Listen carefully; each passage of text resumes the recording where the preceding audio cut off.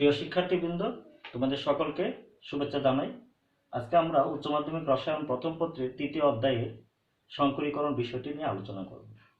সংকরীকরণ বিষয়টি দিয়ে বিস্তারিত আলোচনার পূর্বেই আমরা প্রথমে কয়েকটি মৌলের যোজনী নিয়ে আগে আলোচনা করে নিই।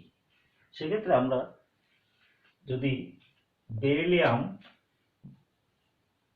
বোরন এবং কার্বন এই তিনটি মৌলের যোজনী আমরা যদি তাদের ইলেকট্রন বিন্যাস খেয়াল করি তাহলে দেখতে পারবো বেরিলিয়ামের পারমাণবিক সংখ্যা 4, তার ইলেকট্রন বিন্যাস 1s2 2s2। বোরনের পারমাণবিক সংখ্যা 5, এর ইলেকট্রন বিন্যাস 1s2 2s2 2px1। কার্বনের পারমাণবিক সংখ্যা 6, এর ইলেকট্রন বিন্যাস 1s2 2s2 2px1 2py1। এক্ষেত্রে আমরা দেখতে পাচ্ছি যে বেরিলিয়ামের বহিঃশক্তি স্তরে দুইটি ইলেকট্রন থাকে এবং সেই দুইটি ইলেকট্রন শুধুমাত্র টুয়াইস শক্তি স্তরে রয়েছে। এক্ষেত্রে দুইটি ইলেকট্রন জোড়বদ্ধ অবস্থায় আছে। আবার বোরনের ক্ষেত্রে দেখতে পাচ্ছি যে তার বহিঃশক্তি স্তরে 3টি ইলেকট্রন, কিন্তু তার 2s অরবিটালে 2টি আর 2px অরবিটালে 1টি ইলেকট্রন। কার্বনের ক্ষেত্রে তার 2s অরবিটালে 2টি, 2px এবং 2py প্রত্যেকটিতে 1টি করে ইলেকট্রন। তাহলে বেরিলিয়ামের ক্ষেত্রে কোনো বিজোড় ইলেকট্রন নাই, বোরনের ক্ষেত্রে 1টি বিজোড় ইলেকট্রন এবং কার্বনের ক্ষেত্রে তার 2টি বিজোড় ইলেকট্রন। তাহলে সমযোজী বন্ধনের অরবিটাল তত্ত্ব অনুসারে, যোজনী বন্ধন মতবাদ অনুসারে কোনো মৌলের বহিঃশক্তি স্তরে যতগুলো বিজোড় ইলেকট্রন থাকে এর যোজনী তত হওয়া উচিত। তাহলে বেরিলিয়ামের বহিঃশক্তি স্তরে কোনো যোজনী তার বিজোড় ইলেকট্রন নাই, তাহলে তার যোজনী ইলেকট্রন সংখ্যা 0। বোরনের ক্ষেত্রে তার বহিঃশক্তি স্তরে 1টি মাত্র বিজোড় ইলেকট্রন আছে, তাহলে তার যোজনী সংখ্যা হওয়া উচিত 1। কার্বনের ক্ষেত্রে তার যোজনী হওয়া উচিত 2। কেন? তার 2টি মাত্র বিজোড় ইলেকট্রন রয়েছে। তাহলে আমরা যদি দেখি যে কার্বনের ক্ষেত্রে কার্বন যখন যৌগ গঠন করে, শুধুমাত্র কার্বন মনোক্সাইড ব্যতীত অধিকাংশ যৌগে কার্বনের যোজনী 4। তাহলে কার্বনের যোজনী 4, এক্ষেত্রে তো দেখা যাচ্ছে যে টুয়াইস এর মধ্যে 2টি ইলেকট্রন জোড়বদ্ধ অবস্থায় আছে আর 2px একটা 2py একটা, তাহলে তার যোজনী 2 হওয়া উচিত। তাহলে তার যোজনী 4 হলো কেন? আবার বোরনের ক্ষেত্রে যখন আমরা তার কোনো যৌগ দেখব তখন বোরন ট্রাইক্লোরাইড আমরা নিলাম, বেরিলিয়ামের ক্ষেত্রে বেরিলিয়াম ক্লোরাইড। তাহলে এক্ষেত্রে বোরনের যোজনী হচ্ছে 3, বেরিলিয়ামের যোজনী হচ্ছে 2, কার্বনের যোজনী হচ্ছে 4, এখানে কার্বনের যোজনী 2। এই যৌগটির গঠন হয়তো বা এই 2টি বেজোর ইলেকট্রনের সাহায্যে কার্বন মনোক্সাইডের গঠনটি ব্যাখ্যা করা সম্ভব, কিন্তু মিথেনের মধ্যে কার্বনের যোজনী 4, বোরনের মধ্যে বোরন ট্রাইক্লোরাইডের মধ্যে বোরনের যোজনী 3, বেরিলিয়াম ক্লোরাইডের মধ্যে বেরিলিয়ামের যোজনী 2, এটি কিন্তু তাদের বিজোড় ইলেকট্রন সংখ্যা দ্বারা ব্যাখ্যা করা যাচ্ছে না।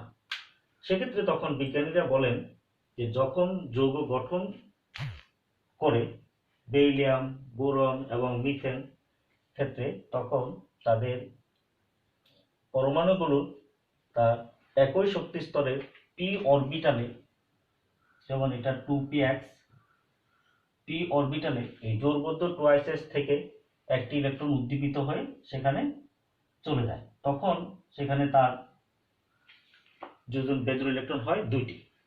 আবার বোরনের ক্ষেত্রে তার এই টুয়াইস থেকে 1টি ইলেকট্রন 2p1 এ চলে যায়, 2py এ চলে যায়, তাহলে সেক্ষেত্রে এখানে তার বেজোড় ইলেকট্রন হয় 3টি। আবার কার্বনের ক্ষেত্রে টুয়াইস থেকে 1টি ইলেকট্রন 2pz এ চলে যায়, সেক্ষেত্রে তখন তার 4টি বিজোড় ইলেকট্রন।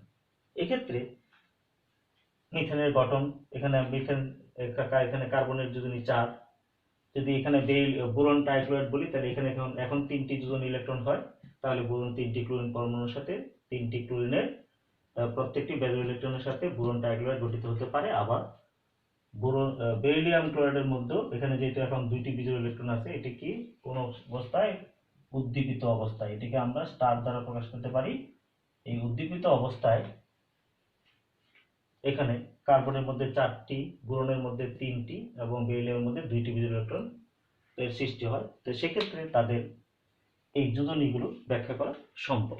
কিন্তু আমরা যদি মিথেনের কথা খেয়াল করি, এখানে কার্বনের ক্ষেত্রে মিথেনের গাঠনিক সংকেত যদি আমরা দেখি, একটি কার্বন পরমাণু কে 4টি হাইড্রোজেন পরমাণুর সাথে একক সমযোজী বন্ধনের মাধ্যমে যুক্ত হয়ে এই মিথেন অণুটি গঠন করে।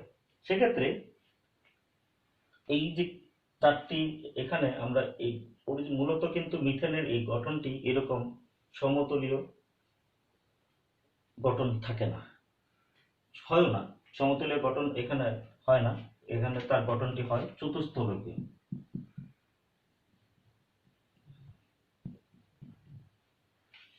যখনই তার গঠনটি চতুস্তলকীয় হয়, তখন তার এই যে এখানে আমরা যদি মিথেনের গঠন আমরা বলি, এখানে যদি দ্বিমাত্রিক সমতলীয় ধরি, এর তাহলে প্রত্যেকটি কোণ 90 ডিগ্রি হওয়ার উচিত। কিন্তু এখানে আমরা জানি কার্বনের ইলেকট্রন বিন্যাসে 3টি পি অরবিটালে প্রত্যেকটিতে 1টি করে বিজোড় ইলেকট্রন। এই 3টি পি অরবিটাল পরস্পরের সাথে সমকোণে অবস্থান করেন, কারণ px অরবিটাল x অক্ষ বরাবর প্রসারিত, py অরবিটাল y অক্ষ বরাবর প্রসারিত, z অরবিটাল z অক্ষ বরাবর প্রসারিত। তাহলে এদের মধ্যে পরস্পরের মধ্যবর্তী কোণ 90 ডিগ্রি হবে। কিন্তু যখন s এর সাথে একটি হাইড্রোজেন যুক্ত হবে, তার ক্ষেত্রে এদের এই সবগুলো বন্ধন কোণ কিন্তু তখন 90 ডিগ্রি হবে না, অর্থাৎ সবগুলোর বন্ধন কোণ সমান হবে না, এবং তাদের সবগুলোর এই যে বন্ধন দূরত্ব, বন্ধনের যে শক্তি এবং বন্ধন দূরত্ব, সেগুলো সমান হবে।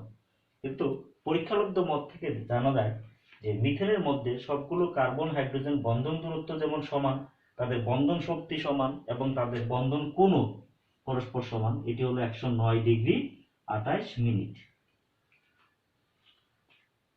বিজ্ঞানী পোলিং এই মিথেনের মধ্যে এই কার্বনের 4টি বন্ধন শক্তি সমান এবং তাদের বন্ধন কোণ সমান, এটি ব্যাখ্যা করার জন্য তিনি সর্বপ্রথম হাইব্রিডাইজেশন বা সংকরীকরণ মতবাদের প্রস্তাব করেন। সংকরীকরণ মতবাদটি কি, তাহলে আমরা এখন এটি ব্যাখ্যা করব। এবার আমরা যাই এবং সংকরীকরণ মতবাদের সাহায্যে এই কার্বনের 4টি কার্বন হাইড্রোজেন বন্ধন শক্তি সমান এবং তাদের বন্ধন কোণ সমান এবং কার্বন এখানে মিথেন অণুর আকৃতি চতুস্তলকীয়, এই সবগুলি সহজে ব্যাখ্যা করা সম্ভব। তাহলে সংকরীকরণ কি আমরা এখন বুঝে নিই।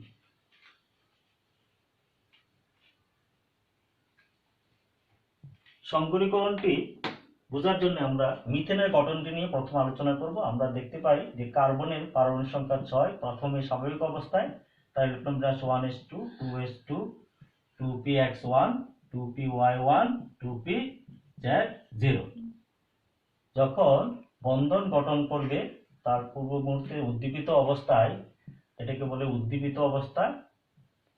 উদ্দীপিত অবস্থায় এই 2s থেকে একটি ইলেকট্রন 2pz এ স্থানান্তরিত হয়ে 4টি বিজোড় ইলেকট্রন সম্পন্ন হবে, 2s1 2px1 2py1 2pz। এরপর যখন 4টি ইলেকট্রন, এখানে 4টি বিজোড় ইলেকট্রন থাকবে, তখন এরপর যখন সংকরণে যাবে, তখন এই কার্বনের এই 4টি বিজোড় ইলেকট্রন সম্পন্ন 4টি অরবিটাল, একটি s এবং 3টি p অরবিটাল একত্রে সংমিশ্রিত হয়ে 4টি সমশক্তির অরবিটাল গঠন করবে, যে অরবিটালগুলোকে বলা হয় সংকর অরবিটাল। আমরা একটু দেখে নিই।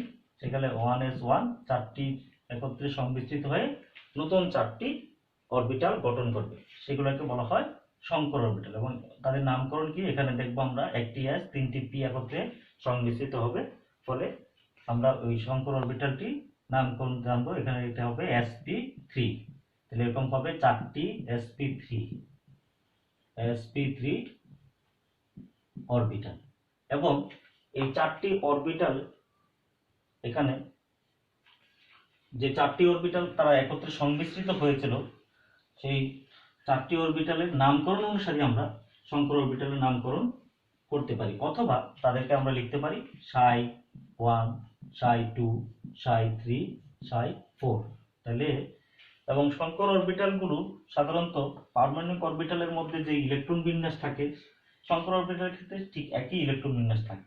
তাহলে সেক্ষেত্রে এখানে একটা, এখানে একটা, এখানে একটা, এখানে একটা, ψ1 একটা, ψ2 তে একটা, ψ4 তে একটা, এটি হলো তাদের ইলেকট্রন বিন্যাস। তাহলে আমরা এখান থেকে এটাও জানতে পারি যে শঙ্কর অরবিটালগুলো পারমাণবিক অরবিটালের ইলেকট্রন বিন্যাসের ন্যায় হুন্ডের নীতি এবং পলির বর্জন নীতি মেনে চলে। এবং এদের ক্ষেত্রেও দেখা যায় যে এরা যখন কোনো যৌগ গঠন করে তখন এরা ওই পারমাণবিক অরবিটাল তত্ত্ব মতবাদ অনুসারেই এরা জোড়বদ্ধ অবস্থায় বন্ধন গঠন করে, কিন্তু এখন প্রত্যেকের মধ্যে একটি করে কি বেজোর ইলেকট্রন রয়েছে। এবার আমরা দেখব একটি s অরবিটাল,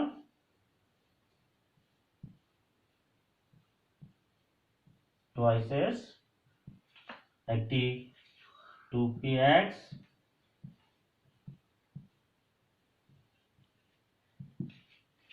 একটি 2py,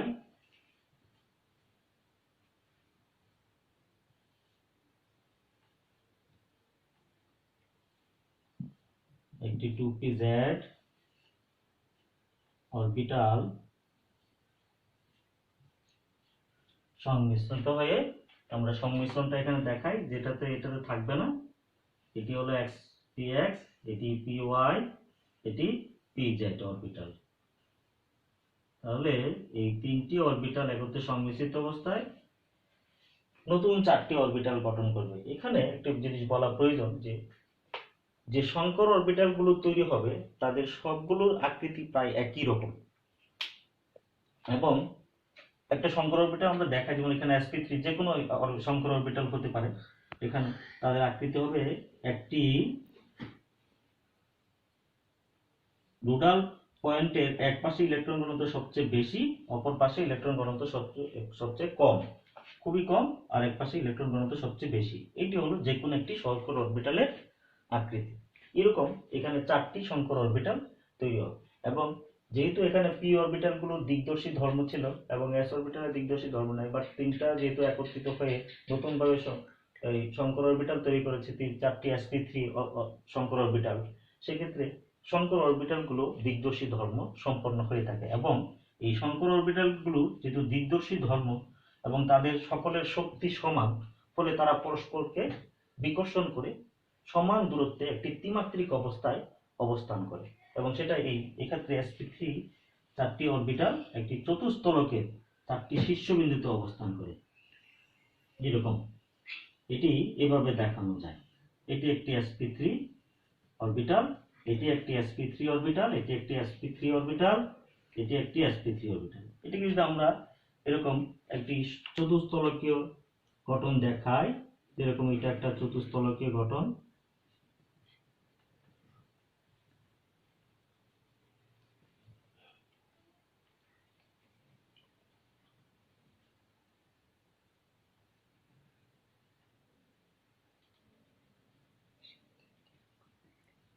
এটি একটি চতুস্তলক আমরা দেখালাম। এখানে এ বি সি তার ভূমি, এটা তার উপরে 3টি ত্রিভুজাকৃতি তল, এটি একটি চতুস্তলক। এখানে 4টি তল, তোমরা দেখলেই বুঝবে। এখানে এ ডি বি একটি তল,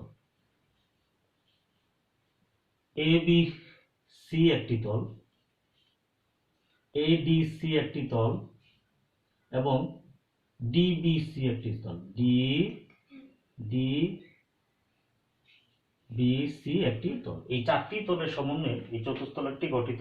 এখানে এর ইংরেজিতে এটিকে বলা হয় টেট্রাহেড্রাল। এটি একটি চতুস্তলক, ইংলিশে এটাকে বলা হয় টেট্রাহেড্রাল। এখানে 4টি ত্রিভুজাকৃতি তলের সমন্বয়ে এই ঘনবস্তুটি গঠিত। আমরা দেখতে পাচ্ছি এই যে sp3 চারটি সংকর অরবিটাল, তারা একটি চতুস্থলকের, এরকম একটি চতুস্থলকের কেন্দ্রে থাকবে কার্বন পরমাণুটি, আর অরবিটালগুলো এইভাবে চারটি শীর্ষবিন্দুর দিকে প্রসারিত হয়ে হয়ে থাকে এইরকম। এটি হলো একটি চতুস্থলকের গঠন। এখানে এটা sp3, এটা sp3, এটা sp3, এটা sp3। এই যে চারটি sp3 অরবিটাল একটি চতুস্থলকের চারটি শীর্ষবিন্দুতে প্রসারিত হয় এবং তাদের মধ্যে তাদের সকলের শক্তি সমান এবং তাদের বন্ধন কোণ 109 ডিগ্রি 28 মিনিট। তাদের বন্ধন কোণটাও পরস্পর সমান। এবং এই পরীক্ষালব্ধ ইয়া থেকে দেখা যায় যে মিথেনের গঠনটা ঠিক এরকম ভাবে তৈরি হয়ে থাকে। এখন আমরা দেখাই মিথেনের গঠনটি। এখানে মিথেনের আমরা sp3 হাইব্রিডেশন দেখাইলাম কার্বন পরমাণুতে, এরকম sp3 সংকরীকরণ কিন্তু একটি কার্বন পরমাণু চারটি এখানে প্রত্যেকটি sp3 তে একটি করে বিজোড় ইলেকট্রন রয়েছে। এটি একটি কার্বনের চারটি sp3 হাইব্রিড অরবিটাল, চারটি হাইড্রোজেন পরমাণুর সাথে এটি হাইড্রোজেনের 1s1 অরবিটাল, এটি 1s1 অরবিটাল হাইড্রোজেনের, এটি আরেকটি 1s1 অরবিটাল হাইড্রোজেনের, এটি 1s1 অরবিটাল হাইড্রোজেনের। চারটি হাইড্রোজেনের সাথে এরকম চারটি সিগমা বন্ধনের মাধ্যমে এই মিথেন অণুর গঠনটি তৈরি হবে। এইটি হলো সিগমা সমযোজী সিগমা বন্ধন। যেহেতু এটি এখানে মুখোমুখি অতিক্রমণ ঘটে, তাহলে এটি হাইড্রোজেন, এটা হাইড্রোজেন, এটা হাইড্রোজেন, এটা হাইড্রোজেন। এবং এই গঠনটিকে যদি আমরা বন্ধন আকারে দেখাই তাহলে আমরা দেখব গঠনটি এইরকম। এখানে হাইড্রোজেন H, এই যে বন্ধন কোণ এটি হলো 109 ডিগ্রি 28 মিনিট, অর্থাৎ অ্যাঙ্গেল HCH, এই বন্ধন কোণ হলো 109 ডিগ্রি 28 মিনিট। এবং এই প্রত্যেকটি কার্বন হাইড্রোজেন বন্ধন দূরত্ব পরস্পর সমান, এবং সেটি হলো কার্বন হাইড্রোজেন বন্ধন দূরত্ব হলো 1.1154 ন্যানোমিটার, এবং প্রত্যেকটি কার্বন হাইড্রোজেনের বন্ধন শক্তি হলো 415 কিলো জোল পার মোল। এটি হলো মিথেনের গঠন। তাহলে এখান থেকে আমরা এই যে সংকরীকরণ মিথেনের মধ্যে আমরা দেখলাম যে কার্বনের এখানে সংকরীকরণ হয়েছে sp3। আসলে কার্বনের 3 ধরনের সংকরীকরণ হয় এবং মূলত সংকরীকরণ অনেক প্রকারের আছে। আমরা সেগুলো একটু দেখব কি কি সংকরীকরণ হলো।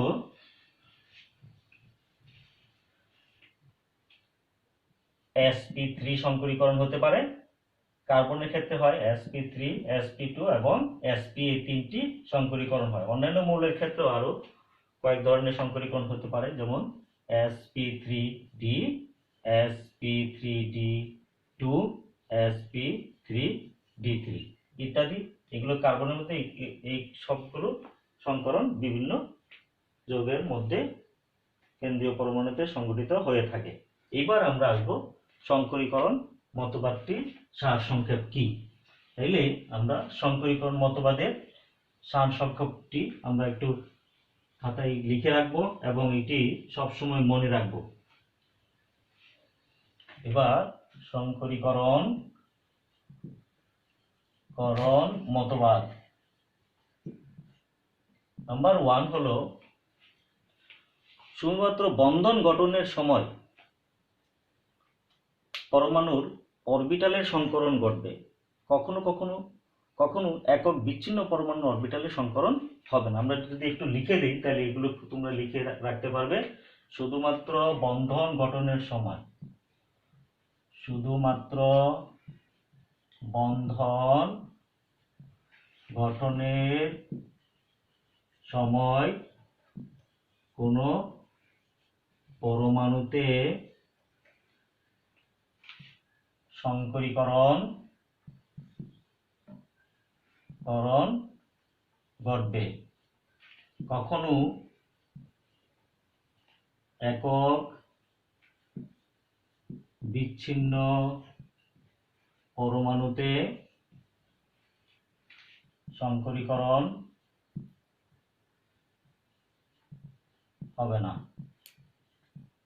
নাম্বার 2, একই শক্তি স্তরে প্রায় সমশক্তি সম্পন্ন অরবিটাল সমূহ সংকরণে অংশগ্রহণ করবে। একই শক্তি স্তরের প্রায় সমশক্তি সম্পন্ন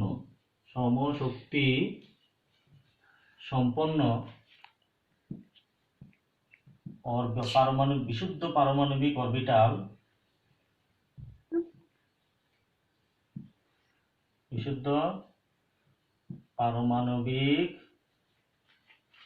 শুধু বিশুদ্ধ না বলে আমরা পারমাণবিক অরবিটাল বলতে পারি। পারমাণবিক অরবিটাল সমূহ সংকরীকরণ প্রক্রিয়ায়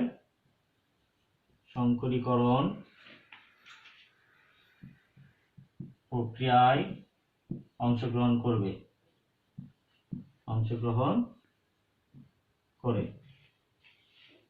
3 নাম্বার, সংকরীকরণ প্রক্রিয়ায় যতটি বিশুদ্ধ পারমাণবিক অরবিটাল অংশগ্রহণ করবে সংকর অরবিটালের সংখ্যাও তত হবে। আমরা এটা লিখে নিই। সংকরীকরণ প্রক্রিয়ায় যতটি বিশুদ্ধ পারমাণবিক অরবিটাল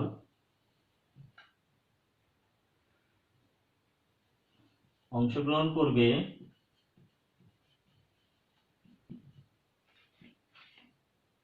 সংকর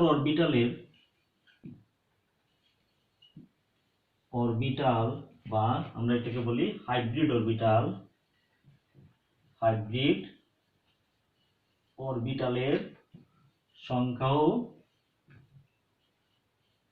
হবে ততটি। এবার আমরা দেখব 4 নম্বর, সৃষ্ট সংকর অরবিটালের আকৃতিও একই। সৃষ্ট সংকর অরবিটালের আকৃতিও একই। আমরা একটা দেখিয়েছিলাম যে কোনো সংকর অরবিটালের আকৃতি, যেমন আমরা দেখাইছিলাম sp3 এরকম একটি সংকর অরবিটালের আকৃতি, একটি অরবিটাল যেটা হয় এইরকম, এক পাশে থাকবে ইলেকট্রন ঘনত্ব সবচেয়ে বেশি, খুব বেশি পরিমাণে, আরেক পাশে একদম কম পরিমাণে, নেই বললেই চলে। ঠিক একইভাবে এরকম sp2 তার ক্ষেত্রেও আকৃতি প্রায় একই রকম হবে। অর্থাৎ সবগুলো সংকর অরবিটালের আকৃতি প্রায় একই রকম। যেমন আমরা 4 নম্বর, সংকর অরবিটালের আকৃতি একই রকমের হবে।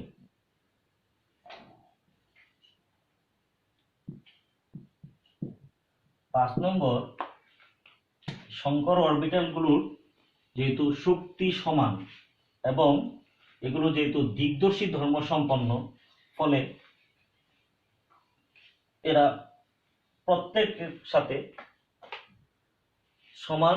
প্রত্যেকের থেকে সমান দূরত্বে অবস্থান করবে, কারণ এরা পরস্পরকে সমভাবে বিকর্ষণ করে। তাহলে সংকর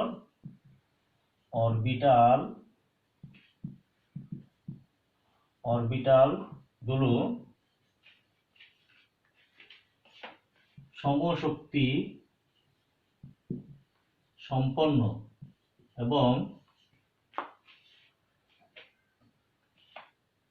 দিকদর্শী ধর্ম সম্পন্ন হওয়ায় এরা পরস্পরকে বিকর্ষণ করে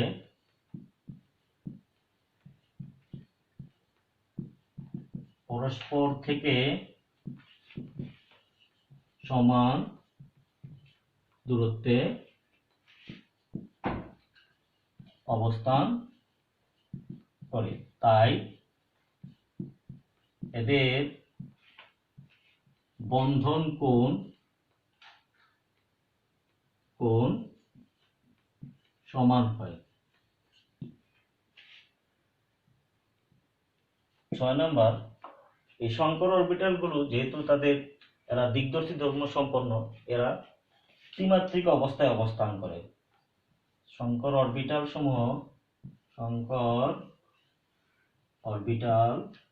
সমূহ ত্রিমাত্রিক অবস্থায়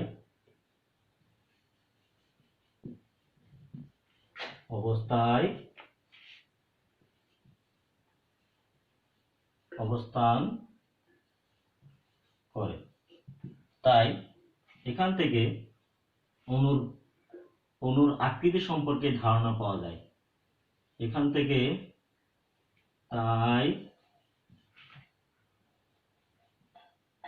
এক্ষেত্রে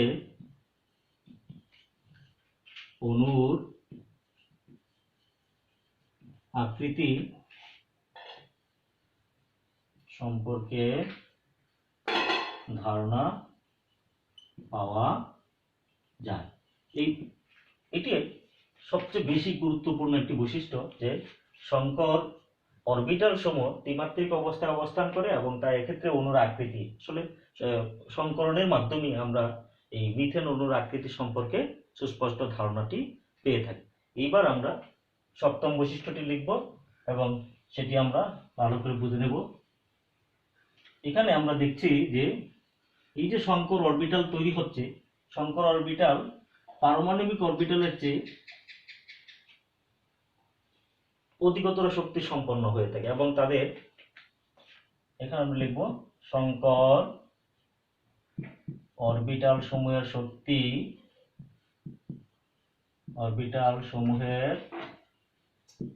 শক্তি তাদের বিশুদ্ধ পারমাণবিক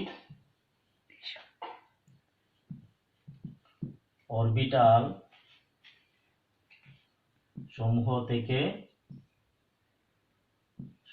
থেকে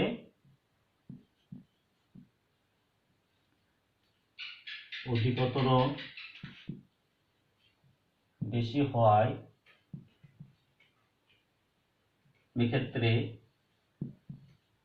তাদের বন্ধন শক্তি বেশি হয়।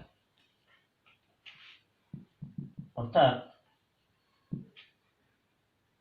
বন্ধনের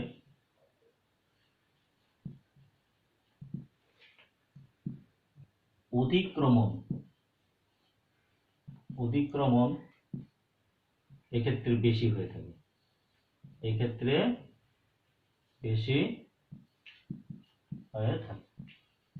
এই ছিল আমাদের শঙ্করীকরণ মতবাদ।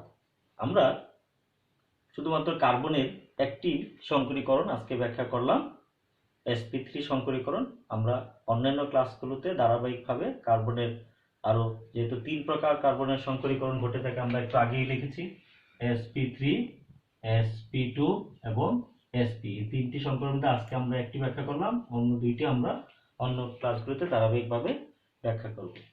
ধন্যবাদ সবাইকে আজকে।